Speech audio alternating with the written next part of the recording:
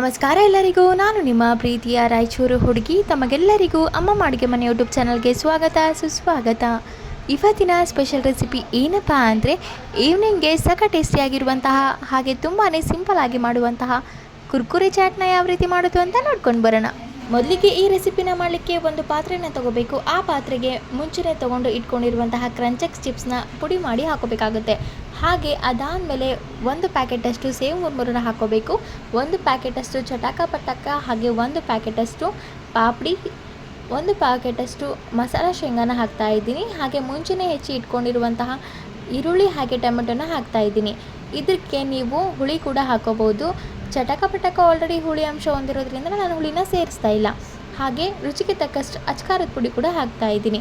ಇದೆಲ್ಲವನ್ನು ಹಾಕಿ ತುಂಬ ಚೆನ್ನಾಗಿ ಕಲಿಸ್ಕೋಬೇಕು. ಅದಾದಮೇಲೆ ಟೇಸ್ಟಿ ಆಗಿರುವಂತಹ ಈವ್ನಿಂಗ್ ಸ್ನ್ಯಾಕ್ಸ್ ತಿನ್ನಲಿಕ್ಕೆ ರೆಡಿಯಾಗಿರುತ್ತೆ.